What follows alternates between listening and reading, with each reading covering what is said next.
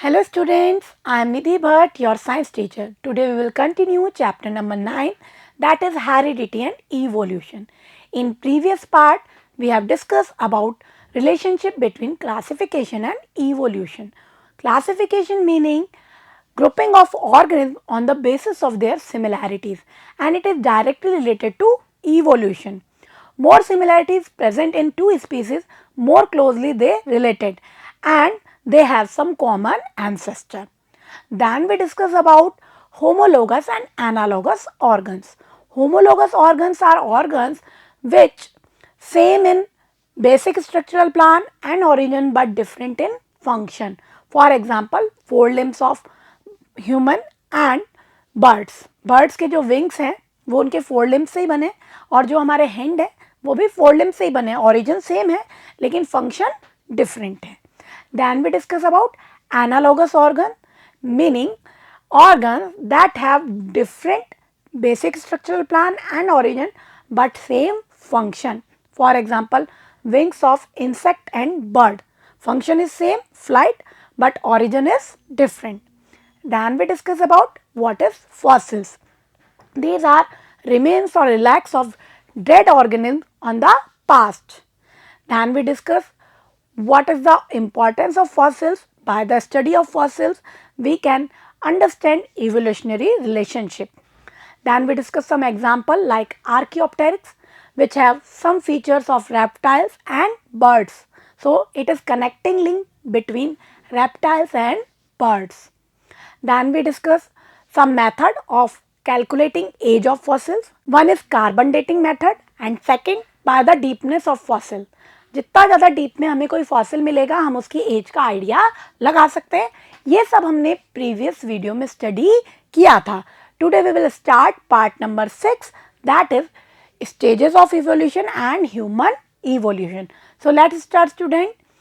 Evolution take place in different stages. Evolution जो होता है एक डायरेक्ट एक ही स्टेज में नहीं हो जाता है, स्टेप बाय स्टेप ये होता है और we can say bit by bit generation evolution होता है. तो देखेंगे students, evolution takes place in stages और we can say bit by bit generation means generation to generation जाते जाते वेरिएशंस आते जाते हैं और एक्यूमुलेट होते जाते हैं. तो देखेंगे एक एग्जांपल है, ये पीसीज जो किंगडम है फिश वाला उसमें ब्रेन का इवॉल्वेशन स्टार्ट हुआ है. देन फ्रॉग के अंदर कुछ थोड़ा सा और डेवलप हुआ, then reptiles, then aves, then ये हॉर्स और सबसे ज़्यादा डेवलप फिर ह्यूमन ब्रेन के रूप में ये फॉर्म हो गया. तो स्टेप बाय स्टेप इसमें स्टेजेस बाय स्टेजेस कुछ ना कुछ डिफरेंस आते गए, दैट इज इवोल्यूशन. ठीक है, आगे देखेंगे स्टूडेंट्स इसके क्या एडवांटेज हैं. So there are two advantage. क्या एडवांटेज है? One is fitness advantage. जो भी कॉम्प्लेक्स ऑर्गन्स हैं उनका फॉर्मेशन इसी तरह स्टेप बाय स्टेप होता है और उनमें कुछ फिटनेस एडवांटेज आते जाते हैं. For example evolution of eyes. जो आइज का इवॉल्वेशन एक कॉम्प्लेक्स ऑर्गन है वो एक ही स्टेज में नहीं हो गया, जैसी ह्यूमन आई है वैसी ही शुरू से थी, ऐसा नहीं था. तो जो फ्लैटफॉर्म्स हैं उनकी आइज कुछ अलग टाइप की होती हैं, दैन उससे डेवलप स्टेज में कुछ अलग तरह की आइज होती है और फिर ह्यूमन में बाइनोक्यूलर आइज होती हैं. तो देखेंगे students evolution of eyes. Evolution of complex organ is not sudden. जो कॉम्प्लेक्स ऑर्गन है ब्रेन आइज एक्सेट्रा इनका इवोल्यूशन सडन नहीं होता है, एक ही स्टेप में नहीं होता है. It occurs due to minor changes in DNA. और ये कैसे होता है? डीएनए में माइनर चेंजेस आते जाते हैं स्टेप बाय स्टेप और उससे इनका इवोल्यूशन होता है. फॉर एग्जांपल हमने आइस का लिया है, फ्लैटफॉर्म के अंदर रूडिमेंट्रीज आई होती है, ये बिल्कुल स्पॉट लाइक आई होती है, डायग्राम में देखेंगे. और बस इस तरह का स्पॉट लाइक बहुत छोटी आइज होती है जो लाइट को डिटेक्ट कर लेती हैं. इंसेक्ट के अंदर देखेंगे कंपाउंड आई होती हैं जो कि विंग लाइक स्ट्रक्चर होती है, इसको देखेंगे तो ये उनके लिए ग्रेटर अडेप्टेशन है. और ह्यूमन के अंदर कैसी होती है? बाइनोक्यूलर आइज होती हैं. ठीक है, तो हमने क्या देखा स्टेप बाय स्टेप आइज की स्ट्रक्चर में जैसे जैसे हम एक स्टेप आगे बढ़ रहे हैं आइज के स्ट्रक्चर में चेंज होता जा रहा है. ठीक है, there are some functional advantage. Functional advantage means कुछ ऐसे ऑर्गन्स स्पीसीज में होते थे जिनका फंक्शन कोई डिफरेंट था, पर जब नेक्स्ट स्पीसीज आई तो उनका फंक्शन कोई डिफरेंट हो गया. फॉर एग्जाम्पल हम फैदर्स की बात करते हैं तो डायनासोर के कुछ फॉसिल्स में हमें फैदर्स की प्रेजेंस मिली है, बट उस स्पीसीज में फेदर का काम फ्लाइंग नहीं था, वो किस काम में आते थे, insulation of cold weather, cold से ठंड से बचाने के लिए वो फेदर्स यूजफुल थे। बट जब इनसे नेक्स्ट जनरेशन आई एवीज यानी बर्ड फैमिली, तो ये फेदर्स किसके काम में आने लग गए, फ्लाइंग के। तो that is called functional advantage. तो देखेंगे students, evolution of feathers. Feathers provide insulation in cold weather, but later they might become useful for flight. पहले क्या काम था उनका, इंसुलेशन इन कोल्ड, डायनासोर के फॉसिल्स में हमें फेदर मिले हैं, ठीक है, और वो उसे ठंड से बचाते थे। लेकिन बाद में इसका फंक्शन चेंज क्या हो गया, यूजफुल फॉर फ्लाइट, ठीक है। तो देखेंगे dinosaur had feathers but could not fly using feather, dinosaur में भी फेदर थे लेकिन वो उसको यूज करके फ्लाइंग नहीं कर सकते थे। Birds seem to have later adopted the feather to flight, लेकिन बर्ड्स में जो वो फेदर थे वो फ्लाइट के लिए अडॉप्टेड हो गए। तो इससे क्या कंक्लूजन निकला, इससे कंक्लूजन निकला means birds are closely related to reptiles, क्योंकि डायनासोर क्या थे, रेप्टाइल्स। तो हम मान सकते हैं कि रेप्टाइल्स के बाद ही एवीज का फॉर्मेशन या इवोल्यूशन हुआ होगा, ठीक है। तो ये हमने देखी फिटनेस एडवांटेज और functional advantage. Next topic is artificial selection, evolution bye artificial selection. Artificial selection क्या होता है, आर्टिफिशियल मतलब मैन मेड, इसमें ह्यूमन बीइंग का कुछ इंटरफेरेंस है। वो क्या करते हैं, प्लांट्स की, एनिमल्स की कुछ वैरायटी जिनमें कुछ डिजायर्ड ट्रेट्स होते हैं, यूजफुल कुछ ट्रेट्स होते हैं, उनकी वो ब्रीडिंग कराते हैं आर्टिफिशियल मेथड से, ठीक है। तो जैसे नेचुरल सिलेक्शन होता है उससे थोड़ा सा डिफरेंट है ये आर्टिफिशियल सिलेक्शन। फॉर एग्जांपल हमारे पास प्लांट की दो वैरायटी हैं, एक वैरायटी में जो यील्ड है वो बहुत ज़्यादा होता है, ज़्यादा प्रोटेक्शन होता है, लेकिन उसमें क्या है, बहुत जल्दी से कोई इंसेक्ट वगैरह, पेस्ट वगैरह लग जाते हैं, ठीक है। और जो दूसरी वैरायटी है उसका यील्ड कम है, प्रोडक्शन कम है, लेकिन वो रेजिस्ट कर सकता है पेस्ट और इंसेक्ट को। तो दोनों में कोई डिजायर्ड ट्रेट्स थे, तो हम क्या करते हैं, आर्टिफिशियल तरीके से, एक ही स्पीसीज के दोनों प्लांट हैं उनके बीच में क्रॉस ब्रीडिंग कराते हैं और अपने डिजायर्ड ट्रेट वाला प्लांट को प्रोड्यूस करते हैं। That is called artificial selection, okay. यानी कि ह्यूमन बीइंग अपने डिजायर ट्रेट वाले, डिजायर फिनोटाइप ट्रेट वाले प्लांट्स या एनिमल्स को चूज करते हैं और उनकी ब्रीडिंग करवाते हैं, ओके। तो देखेंगे student, artificial selection is the process by which human choose individual organism with certain phenotypic trait value. क्या इसको चूज करते हैं, वो सर्टेन फिनोटाइपिक ट्रेट वैल्यू जो भी डिजायर्ड होती हैं, जो अच्छी लगती हैं उनको, जो यूजफुल होती हैं, ठीक है, फॉर ब्रीडिंग, ठीक है। तो ह्यूमन यहाँ पे एक पावरफुल एजेंट है जो स्पीसीज में अपनी इच्छा के हिसाब से ब्रीडिंग करवा सकता है, ठीक है। तो humans have been a powerful agent in modifying wild species to suit their own requirement. Wild species को अपनी रिक्वायरमेंट के अकॉर्डिंग वो बना सकता है, अडप्ट करा सकता है, ठीक है, by using artificial selection. Artificial selection method से वो ऐसे कर सकते हैं। इसका एक बहुत अच्छा एग्जाम्पल है वाइल्ड कैबेज। वाइल्ड कैबेज की आर्टिफिशियल सिलेक्शन मेथड से कई सारी वैरायटी प्रोड्यूस की गई, ठीक है। जैसे कि अगर हमें अरेस्टेड फ्लावर डिज़ाइन वाला वाइल्ड कैबेज चाहिए तो हमने क्या बनाया, उसके लिए ब्रोकोली बनाई, ठीक है। अगर हमें लीव्स के बीच में डिस्टेंस नहीं चाहिए तो हमने उसको कैबेज में कन्वर्ट किया। तो इस तरह से बहुत different varieties, long leafy structure वाला बनाना है तो हमने केल का प्रोडक्शन किया। तो वाइल्ड जो कैबेज थी उसी की कई वैरायटी आर्टिफिशियल सिलेक्शन मेथड से बनाई है। देखेंगे हम, जैसे कैबेज जो बनाई जिसमें क्या था, शॉर्ट डिस्टेंस बिटवीन लीव्स के बीच में डिस्टेंस शॉर्ट थी। Broccoli which have arrested flower, ठीक है, एंड कॉलीफ्लावर, फूल गोभी जो हम खाने में काम में लेते हैं, दैट हैव स्टेराइल फ्लावर, ठीक है। कोलराबी जिसका कि स्वॉलोन पार्ट होता है उसको यूज करके उसे बनाया गया, एंड केल that is leafy vegetable with large leaf. तो ये कुछ वाइल्ड कैबेज की varieties by the artificial method, artificial selection method से ये प्रोड्यूस की गई। डायग्राम से हम इसको समझेंगे। ये वाइल्ड कैबेज है, इससे ये हमने कैबेज बनाई जिसमें लीव्स के बीच में डिस्टेंस कम है। ब्रोकोली जिसका फ्लावर डिजाइन कैसा, अरेस्टेड है। Cauliflower which have sterile flower, and this is kohlrabi which have swollen part, and that is kale with large leafy structure। तो इस तरह से आर्टिफिशियल सिलेक्शन मेथड से वाइल्ड कैबेज की डिफरेंट वेराइटी ह्यूमन बीइंग ने अपने requirement के according बनाई, ठीक है। नेक्स्ट देखेंगे इसी तरह से व्हीट की भी कई वेराइटीज़ बनाई गई हैं, जिसमें ग्रेन साइज, ग्रेन का कलर डिफरेंट डिफरेंट होता है। तो देखेंगे many varieties obtain due to artificial selection of wheat. ये कुछ वेराइटीज दिखा रखी हैं जिनमें ग्रेन साइज, कलर कुछ डिफरेंट डिफरेंट है, ठीक है। तो आर्टिफिशियल सिलेक्शन से भी इवोल्यूशन में ह्यूमन के इंटरफेरेंस के कारण नई नई वेराइटीज प्रोड्यूस की जा सकती हैं। Next topic is molecular phylogeny. Molecular phylogeny, इसका क्या मतलब है? देखेंगे इसका जो बेसिक कॉन्सेप्ट है वो यहाँ से है। हमें पता है वेरिएशन, वेरिएशन से ही होता है इवोल्यूशन, और वेरिएशन किसके कारण होता है? Due to change in DNA. यानी इवोल्यूशन का बेसिक स्टेप क्या है? Change in DNA, okay. So it is based on the idea that changes in DNA during reproduction are the basic event in evolution.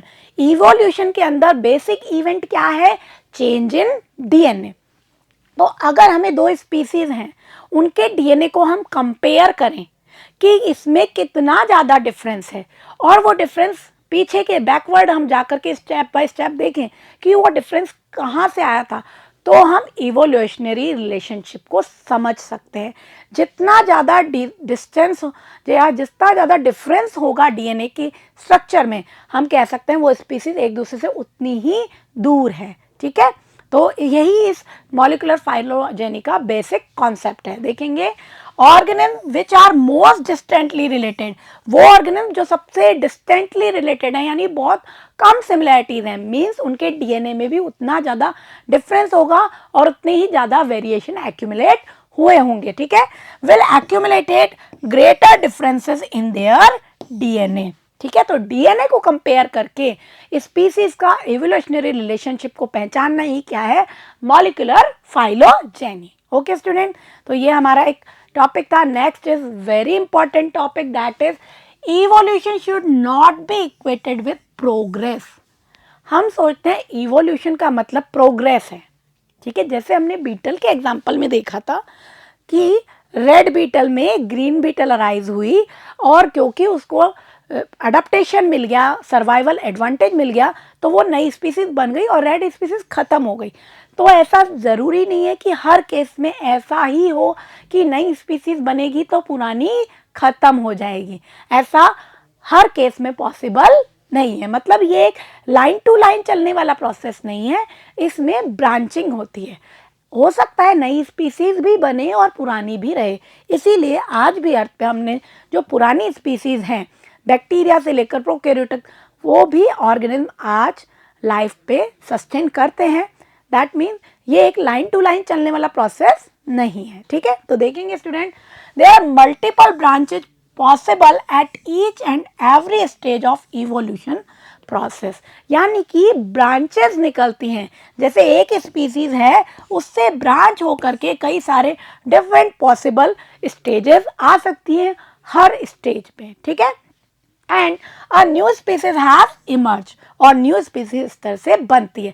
But it means not old species will diminished. ऐसा नहीं है कि old species खत्म हो जाएगी, old species भी exist कर सकती है, ठीक है। But that does not necessarily mean that old species will disappear.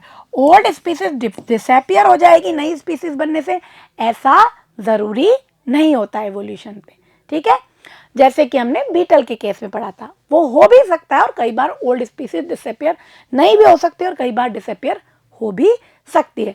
तो होता क्या है इवोल्यूशन के प्रोसेस में, जो वेरिएशन है उनके साथ जेनेटिक ड्रिफ्ट और नेचुरल सिलेक्शन मिल करके एक तरीके से ब्रांचिंग करके न्यू स्पीसीज को फॉर्म करता है, ठीक है। It will all depend on the nature और वी कैन से एनवायरमेंट। तो ये किस पे डिपेंड करेगा? एनवायरमेंट पे डिपेंड करेगा कि जो पुरानी स्पीसीज है वो एग्जिस्ट करेगी या डिसअपियर हो जाएगी। जैसे कि हमने रेड बीटल्स के केस में देखा था, क्योंकि क्रो ने उन्हें खा लिया तो वो एनवायरमेंट की कंडीशन थी, इसलिए वो डिसअपियर हो गई। लेकिन कई जगह पर ऐसा नहीं होगा, तो हो सकता है रेड बीटल्स भी वहाँ पे सस्टेन कर सके, ठीक है। एंड इस प्रोसेस में ये भी जरूरी नहीं है कि जो नई स्पीसीज बनेगी वो पुरानी स्पीसीज से बेटर होगी किसी तरीके से, और मतलब किसी तरह से मोर अडेप्टेड होगी, ऐसा होना भी ज़रूरी नहीं है, ठीक है। It is not as if the newly generated species are in any way better than the older one, ठीक है। तो ऐसा नहीं है कि नई स्पीसीज पुरानी से बेटर ही हो, ऐसा ज़रूरी नहीं है। हाँ, प्रोग्रेसिव ट्रेंड में होता है, लेकिन मेनली प्रोग्रेस किस चीज़ में होती है कि सिंपल से कॉम्प्लेक्स बॉडी डिज़ाइन बनती है, ठीक है। अगर हम प्रोग्रेसिव माने इस ट्रेंड को, तो ये ज़रूरी नहीं है कि जो पहले वाला था वो किसी तरह से अडेप्टेड नहीं था, रह नहीं सकता नेचर में, और नया वाला बेटर है, ऐसा ज़रूरी नहीं है, ठीक है। हाँ, ये सही है कि सिंपल बॉडी डिज़ाइन से कॉम्प्लेक्स बॉडी डिज़ाइन का फॉर्मेशन होता है, ठीक है। It is not true that human being have evolve from chimpanzees. तो अभी तक जो क्वेश्चन हमारे दिमाग में था, जो चैप्टर की स्टार्टिंग में भी मैंने आपको डिस्कस किया था, कि आपके दिमाग में कई बार ये क्वेश्चन आया होगा जब हमसे कई जने बोलते हैं कि हमारे एंसेस्टर चिंपैंजीज थे, तो इसका मतलब ये नहीं है एक्चुअल में कि चिंपैंजीज से ह्यूमन बीइंग बने। एक्चुअल बात क्या है कि चिंपैंजीज और ह्यूमन बीइंग के जो एंसेस्टर था वो कॉमन था, और वो जो कॉमन एंसेस्टर था वो ह्यूमन से भी डिफरेंट था, चिंपैंजी से भी डिफरेंट था, और उसमें कुछ इवोल्यूशन होते होते, कुछ वेरिएशन होते होते दो नई स्पीसीज बन गई, that is chimpanzee and that is human being, ठीक है। यानी कि हमें इतनी सिमिलैरिटीज हैं चिंपैंजी और ह्यूमन बीइंग में, बॉडी डिज़ाइन सेम है, 2 पैर, 2 हाथ, 2 कान, है ना, लेकिन डिफरेंसेस भी हैं, उनके बॉडी पे बहुत ज़्यादा हेयर होते हैं। तो हमारा कॉमन एंसेस्टर रहा होगा रिसेंट किसी फेज में, ठीक है, जैसा कि मैंने आपको क्लासिफिकेशन वाले पॉइंट में भी बताया था, ठीक है। Rather both human being and chimpanzees have a common ancestor a long time एगो। बहुत टाइम पहले हमारा कोई कॉमन एंसेस्टर रहा होगा, और उस कॉमन एंसेस्टर से धीरे धीरे धीरे धीरे वेरिएशन होते हुए एक तरफ ह्यूमन बीइंग बन गया और एक तरफ क्या बन गए हमारे चिंपैंजीज, ठीक है। तो ये हमें इससे पता लगता है, ठीक है। That common ancestor is likely to have been neither human, और ये जो कॉमन एंसेस्टर होगा ना तो ये ह्यूमन था ना ही ये चिंपैंजी था, ठीक है, उससे थोड़ा डिफर कोई स्पीसीज थी, ठीक है। तो ये इवोल्यूशन का प्रोसेस होता है, ठीक है। और जैसा कि मैंने बताया, ऐसा नहीं है इस प्रोसेस में कि जो नई चीज बनेगी और पुरानी स्पीसीज खत्म हो जाएगी, ऐसा नहीं है। जैसा इस डायग्राम में दिखा रखा है, एक ट्री की ब्रांचेस निकल रही है, उसी तरह से ब्रांचिंग की फॉर्म में अलग अलग स्पीसीज बन रही है। यानी कि हम कह सकते हैं by this process, by the evolution, diversity mean different organism, diversity की शेपिंग होती है, ठीक है। यानी कि एक स्पीसीज से कई सारी ब्रांच निकल के नई नई स्पीसीज बनती हैं, ठीक है। So evolution is simply the generation of diversity and the shaping of diversity. We can say generation of diversity or shaping of diversity by evolution or by environmental selection. And the only progressive trend in evolution is that simple body design to complex body design. Simple body design से जैसे जैसे नई species बनती है उनमें body design complex होती जाती है। जैसे हमने पढ़ा, सबसे पहले प्रोकैरियोटिक बहुत सिंपल थे, सेल भी पूरी तरह ऑर्गेनाइज नहीं थी, न्यूक्लियर रीजन भी ऑर्गेनाइज, उससे थोड़ा कॉम्प्लेक्स फॉर्म में हम आए यूकैरियोटिक, जिनमें न्यूक्लियर रीजन वेल डिफाइंड, उससे और कॉम्प्लेक्स डिजाइन में हम आए तो यूनिसेल्युलर, उससे और कॉम्प्लेक्स मल्टी सेल्युलर में भी फिर हमने ऐसे ऑर्गेनिज्म देखे जिनमें ऑर्गन डिफ्रेंशिएट नहीं हुए हैं, ठीक है, फॉर एग्जाम्पल स्पायरोगायरा जो हमने देखा था, ठीक है। उसके बाद हम और आगे बढ़े तो ऑर्गन डिफ्रेंशिएशन होने लगा, देन सिस्टम फॉर्मेशन होने लगा। तो इस तरह से बॉडी डिज़ाइन कॉम्प्लेक्स होती जाती है, ठीक है। The only progressive trend in evolution seems to be that more and more complex body design have emerged over time. Complex body design होती है, बट हम ये नहीं कह सकते कि न्यू स्पीसीज बेटर है और ओल्ड स्पीसीज एनवायरनमेंट में अडप्ट नहीं कर सकती। अगर ऐसा होता तो जो बैक्टीरियाज हैं, जो सबसे डिफरेंट क्लाइमेट में बहुत ही हाजर्डस, बहुत ही अनफेवरेबल कंडीशन में भी रह सकते हैं, हॉट स्प्रिंग में और फ्रीजिंग एनवायरनमेंट में, डीप सी में, वहाँ पे बैक्टीरिया ही अलाइव रह सकते हैं और स्पीसीज नहीं रह सकती। इसका मतलब हम ये नहीं कह सकते कि बैक्टीरिया बेटर नहीं थे। अगर बेटर नहीं होते तो इतने डिफरेंट, इतने अनफेवरेबल कंडीशन में लाइफ नहीं रह पाते। ठीक है, तो इवोल्यूशन जो है एक लाइन टू लाइन चलने वाला प्रोसेस नहीं है, एक इक्वेशन की तरह चलने वाला प्रोसेस नहीं है, बल्कि क्या है, ये डाइवर्सिटी को फ्रेम करता है, डाइवर्सिटी को जनरेट करता है, इससे डिफरेंट ब्रांचेस निकलती है। ठीक है, तो ये है इवोल्यूशन का पैटर्न। ठीक है, नेक्स्ट टॉपिक है हमारा ह्यूमन इवोल्यूशन। बहुत ही इंपॉर्टेंट टॉपिक है कि ह्यूमन की जो अलग अलग रेसेस हैं, अमेरिकन, ऑस्ट्रेलियन, अफ्रीकन, तो वो ह्यूमन इवोल्यूशन कैसे स्टार्ट हुआ। ठीक है, तो इसके कुछ टूल्स हैं, for example time dating, excavating और फॉसिल्स एटसेट्रा। उनकी स्टडी से हम इवोल्यूशन के बारे में स्टडी कर सकते हैं। तो देखेंगे excavating, time dating, fossils and determination of DNA sequence. DNA sequencing का आइडिया लगा के, उनकी स्टडी करके हमें क्या पता लगता है, ह्यूमन इवोल्यूशन का पता लगता है। So they are the tools to study human evolutionary relationship. ठीक है, अब एक बात देखनी है, हमारे इस अर्थ पे डिफरेंट टाइप के ह्यूमन बीइंग हैं, स्किन कलर डिफरेंट है, हेयर टाइप डिफरेंट है, ऑस्ट्रेलियन, अमेरिकन, अफ्रीकन, हम सबका अगर सभी रेसेस का कंपेयर करें तो एक दूसरे से बहुत डिफरेंट डिफरेंट हैं, but they have same species, वो एक ही स्पीसीज से बिलोंग करते हैं, दैट इज ह्यूमन बीइंग। ऐसा नहीं है सिर्फ स्किन का कलर या हेयर टाइप अलग होने से वो अलग स्पीसीज के हो जाएंगे, वो क्या है, एक ही स्पीसीज के हैं। वो सिर्फ नेचुरल इफेक्ट के कारण या जेनेटिक इफेक्ट के कारण उनकी जो बॉडी की कैरेक्टरिस्टिक्स हैं वो कुछ डिफरेंट हो सकती है डिफरेंट रेसेस में, but they belong to same species. Okay, although there is great diversity of human forms all over the world में different varieties है human being की, great diversity है, yet all humans are single species। सभी क्या हैं, एक ही species है, चाहे हम वर्ल्ड में किसी भी ह्यूमन की बात करें। क्यों है, because they can reproduce with each other. जब हमने स्पीसीज की डेफिनेशन पढ़ी थी तो मैंने आपको बताया था। ठीक है, all human come from Africa. अब इनकी रूट्स कहाँ से आई है, तो जो सबसे ओल्ड जो इसका जो मेंबर मिला है, जिसको हम होमोसैपियंस भी कहते हैं। होमोसैपियंस क्या है, ह्यूमन जो स्पीसीज है उसका साइंटिफिक नेम है, वो हमें अफ्रीका में मिला है। तो हम ये मानते हैं कि जो रूट्स निकली है ह्यूमन बीइंग की, जो अलग अलग रेसेस की, वो कहाँ से अराइज हुई है, अफ्रीका से। ठीक है, the earliest member of the human species is Homo sapiens। very important question।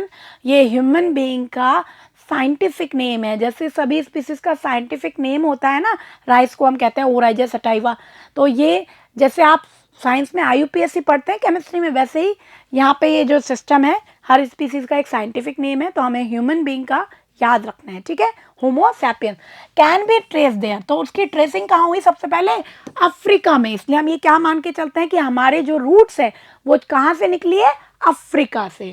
Our genetic footprint can be traced back to our African roots. ठीक है, तो हमारा जो जेनेटिक धीरे धीरे बहुत लॉन्ग टाइम में, जो हम सबसे फर्स्ट माने ह्यूमन का कहाँ से स्टार्टिंग हुई होगी, होमोसैपियन जो सबसे पहला मेंबर जो मिला अर्लीस्ट, वो कहाँ मिला, अफ्रीका से।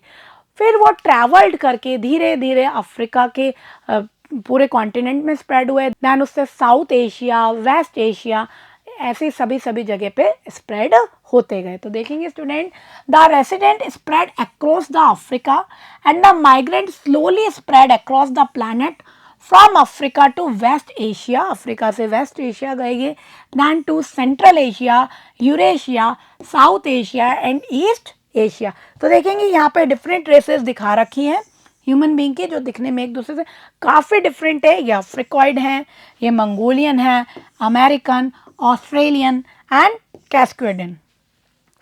ठीक है, तो ये डिफरेंट रेसेस हैं ह्यूमन बीइंग की, जिनका ऑरिजिन हम कहाँ से मानते हैं, अफ्रीका से मानते हैं। ठीक है, नेक्स्ट देखेंगे student, they travel down the island of Indonesia and the Philippines to Australia।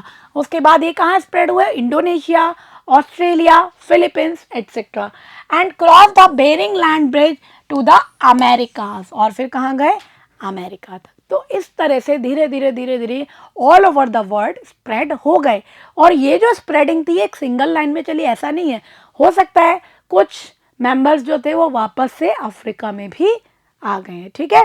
So they did not go in single line, sometimes come back to mix with each other, ठीक है। तो इस तरह से ह्यूमन का evolution, उसके different raises का evolution वहाँ के एनवायरनमेंट के कारण और कुछ जेनेटिक वेरिएशन, कुछ थोड़े थोड़े से वेरिएशंस के कारण हुआ, but they belong to same species, ठीक है।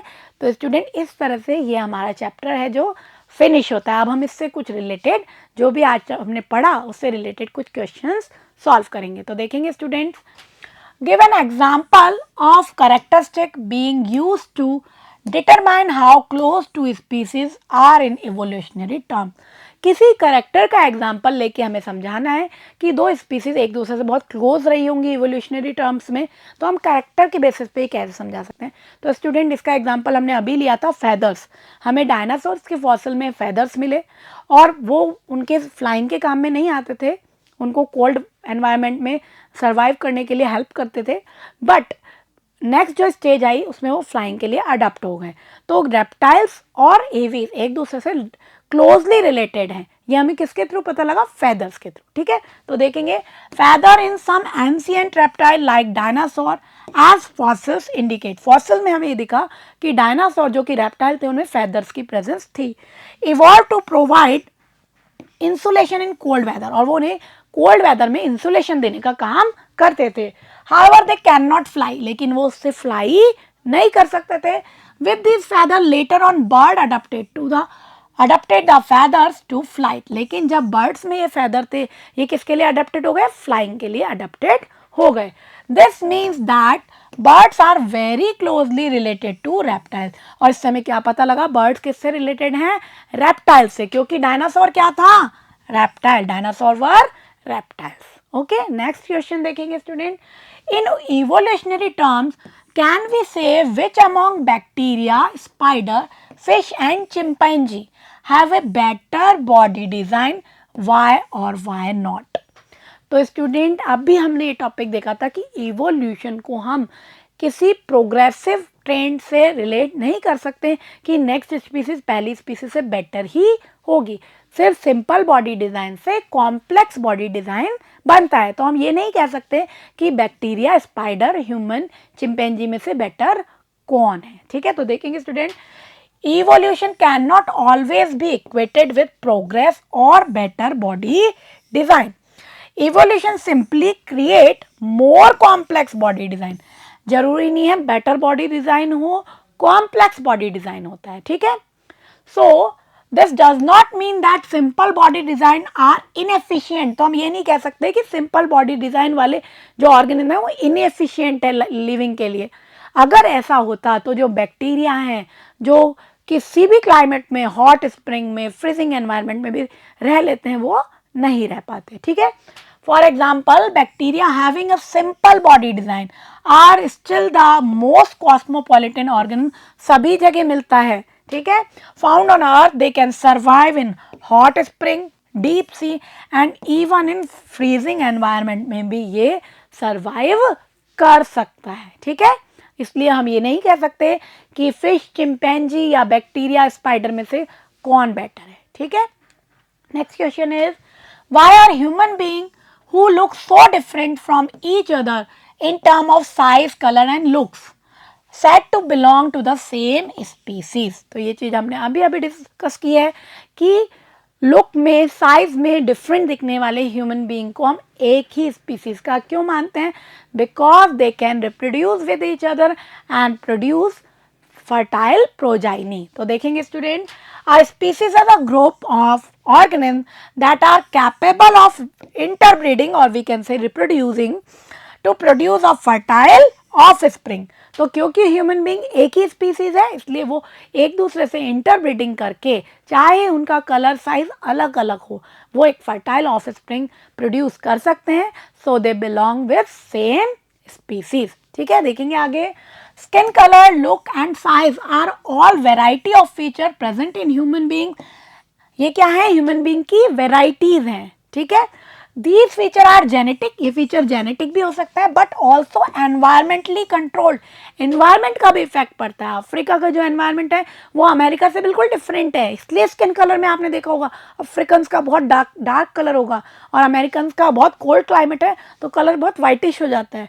तो जेनेटिक डिफरेंस भी है, वेरिएशन है, वैरायटी है ये डिफरेंट, और इसमें एनवायरमेंट का भी इफेक्ट पड़ता है, ठीक है। All human beings are a single species, as humans of different color, size and looks are capable of reproduction and can produce a fertile offspring. ठीक है, क्योंकि रिप्रोडक्टिव आइसोलेशन उनमें नहीं हुआ है, सिर्फ उनकी जो आउटर जो अपीयरेंस है उनमें कुछ डिफरेंस है, इसके कारण क्या है वो एक ही स्पीसीज से बिलोंग करते हैं। तो स्टूडेंट, हमारा जो आज का ये टॉपिक था और ये जो चैप्टर है ये फिनिश होता है, ठीक है। हम एक बार रिकॉल करते हैं हमने क्या क्या देखा आज, ठीक है। First we discuss about some fitness advantage, like हमने आइज के एग्जांपल देखे थे। इंसेक्ट में कंपाउंड आई होती है, ह्यूमन बीइंग में बाइनोक्युलर आइज होती हैं, और जो फ्लैटवर्म्स होते हैं उनकी आइज कैसी होती है, बिल्कुल रूडिमेंट्रीज आई उनके अंदर होती है। Then we discuss about some functional advantage, इसमें हमने डायनासोर का एग्जाम्पल लिया जो फेदर प्रेजेंस होता था उनमें, लेकिन वो कोल्ड वेदर में उनको इंसुलेशन देता था। उनसे लेटर बर्ड का डेवलपमेंट हुआ, जब उसमें फेदर किस में अडेप्टेड हो गए, दे अडेप्टेड टू फ्लाइंग, ठीक है। Then we discuss about process of evolution, evolution process जो ये है एक लाइन में नहीं चलता है, उसमें क्या होता है, वेराइटीज़ का फॉर्मेशन होता है, और एक नई स्पीसीज़ बनने का मतलब ये नहीं होता है कि पुरानी स्पीसीज़ ख़त्म हो चुकी है और नई स्पीसीज़ बेटर होगी पुरानी स्पीसीज़ से, ऐसा भी कोई कंफर्म नहीं होता है, सिर्फ सिंपल डिज़ाइन से कॉम्प्लेक्स डिज़ाइन का फॉर्मेशन होता है। Then we discuss about artificial selection, it is the method in which human choose some desired trait and interbreeding between different variety of some species, ठीक है। हमने देखा वाइल्ड कैबेज से उसने कैबेज, केल, ये जो डिफरेंट जो वेराइटीज़ हैं वाइल्ड कैबेज की वो बनाई, ठीक है। इसी तरह वीट की भी कई वेराइटीज़ हम देखते हैं। Then we discuss about molecular phylogeny. The basic concept of molecular phylogeny is the variation in DNA is basic step of evolution, and by the comparing of DNA of two species we can understand their evolutionary relationship. Then we discuss about human evolution, and we discuss all roots of human being started from Africa. The earliest member found in Africa, that is Homo sapiens. Then they traveled across the Africa, then West Asia, Central Asia, South Asia, Australia, America, etc. ये हमने आज के topic में discuss किया। Next video में हम इस chapter के क्वेश्चन आंसर्स को डिस्कस करेंगे, तब तक इनको आप अच्छे से रिवाइज करेंगे। Thank you.